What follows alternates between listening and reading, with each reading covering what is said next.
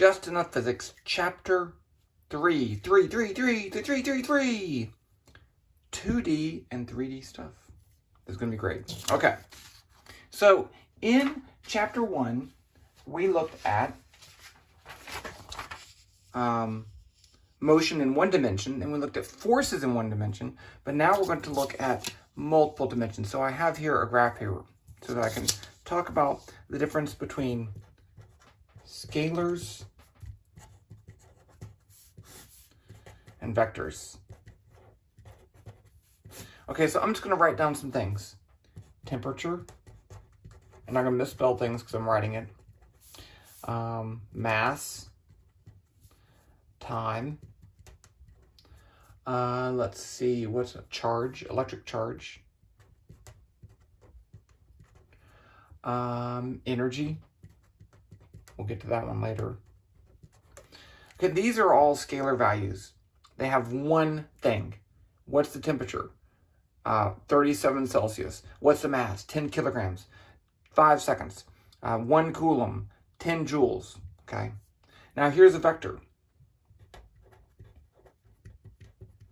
Now, over here, if I have a room, let's have a room right here.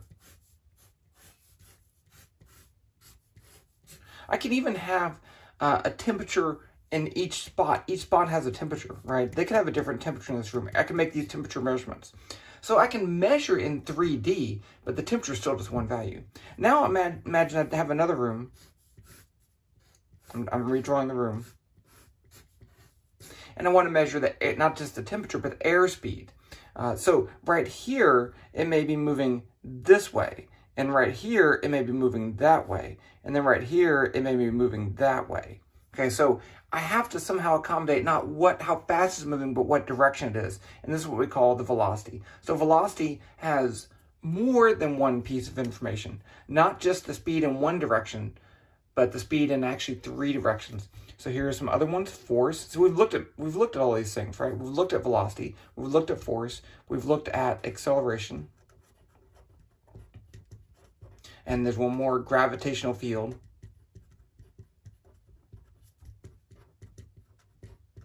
And there's another one, displacement. I'll say let's call it position. They're 2 different things, actually. Position. These all have a more than one piece of information. In the past chapters, what I did was just use the x-axis.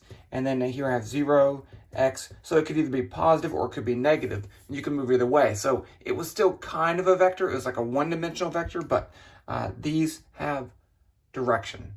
Okay, they have more than one piece of information. Let's just start off with a vector and talk about some properties of vectors. One, imagine this. Imagine I want to move, these are all squares. Okay, they're really kind of small, so, but that's fine. I want to make bigger ones. Okay, let's make 3x3s. So I'm just going to outline these.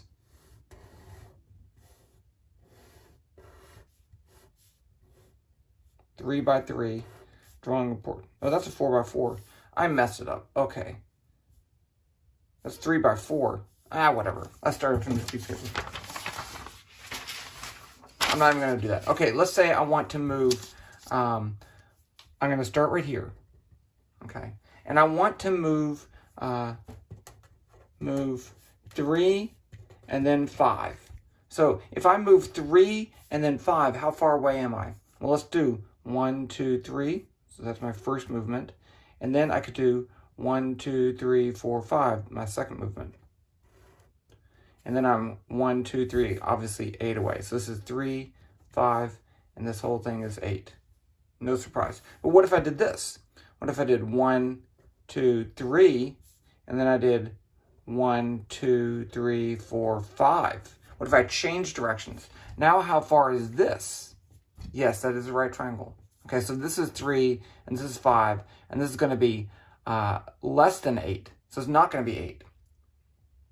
So we have to be careful about how we deal with these vectors because we can't just add them as we would normally. But one way to represent a vector is with an arrow, and this arrow shows you the start and the finish of that vector.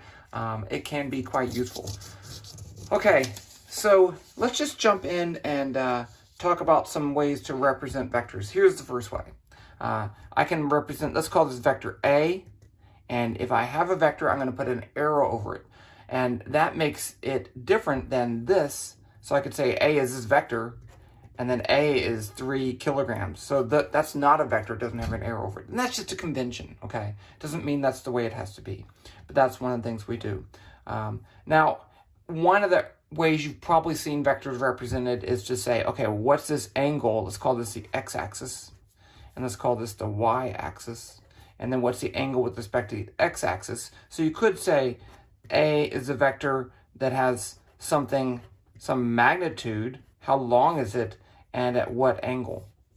Okay, that's not too terribly bad, but the problem is that this only works really in 2D, because if you're in 3D, then how do you represent a 3D vector? So that's one way.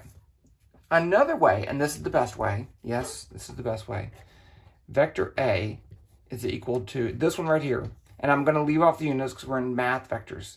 It's going to be 3, 5, 0.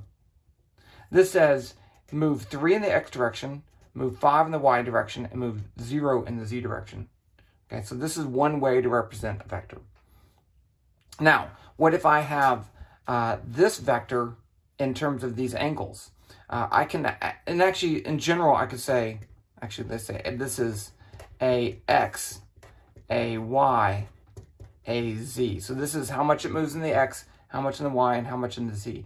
If it's a 2D vector, then I can find ax and ay from a magnitude and the angle. So here's a right triangle. This is important for you to remember your trig. So for trig, it's all about the ratios of sides of right triangles. I know there's a lot. Trust me, I know. Okay. So, but I do know that if I have a right triangle, then let's redraw this as, let's draw it over here. And this is just a different angle. So that's the vector A, magnitude, AX, AY, theta. Then I know that the cosine of theta is going to be adjacent over hypotenuse. So in this case, the adjacent is AX over A, magnitude. I'm gonna just write, that's the same thing. Well, I guess I should write it this way. So then I can solve for AX. AX equals the magnitude of A times the cosine of theta. Now I can do the same thing for the sine of theta.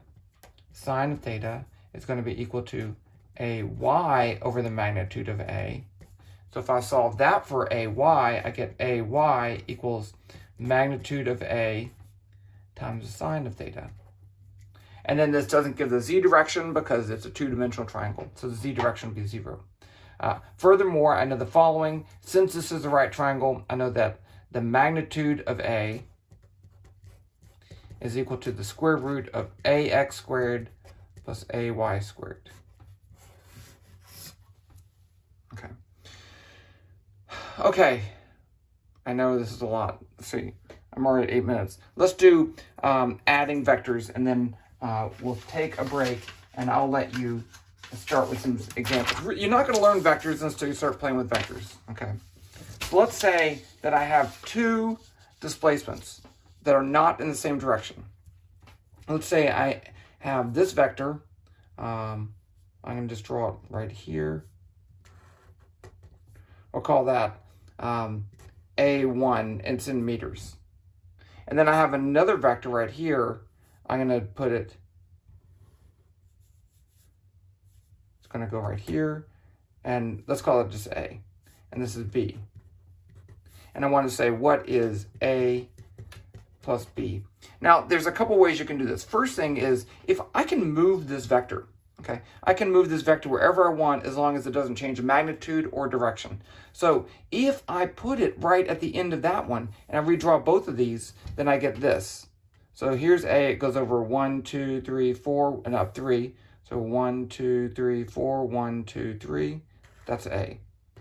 Now I'm going to do B from the end of that. So this goes over 2 and down 3. 1, 2, 1, 2, 3. So this is A, B. Then A plus B would be from the start of A to the end of B. So this is A plus B, and we'll call that equal to C. That's how you can do it graphically. Okay, but a lot of times you can't do it graphically, so what do? Well, what if I did the following? I need a red, I do have a red pen. Okay, what if I did this? AX, oh, that's BX, okay? I break those into pieces, and then I guess I don't have another color. I should get a green. AY, BY. Okay, so this is AY, this is BY.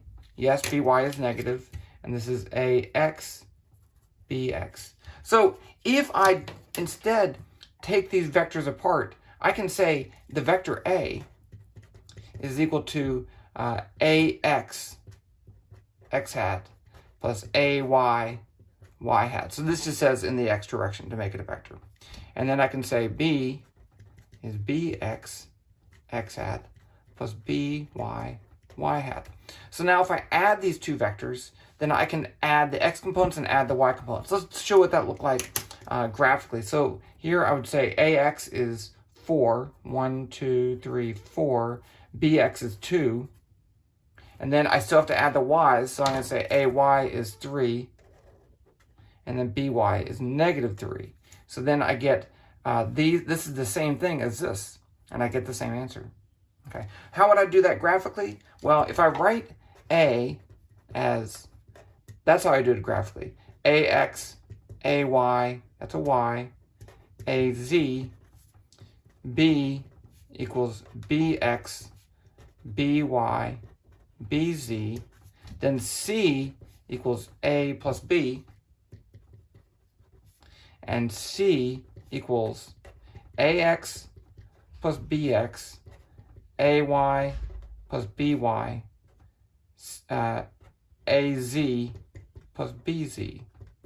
So that's, I can, if I have the components of a vector, I can find the components of the resultant by adding them. What if I have the vector D equals A minus B? Well, then I subtract the components. You can do that. What if I have vector E equals A times B? Yeah, that you can't do. You can't multiply vectors. You can't divide by vectors. You can't add and subtract them though. Okay, I know that was a lot and you're probably confused. I think the best thing to do now is to do an example. So let's in the next episode, we're going to just do examples of dealing with the position vector and displacement vector and velocity vector. It'll be great. Trust me, you're going to get used to this. It's going to be fun.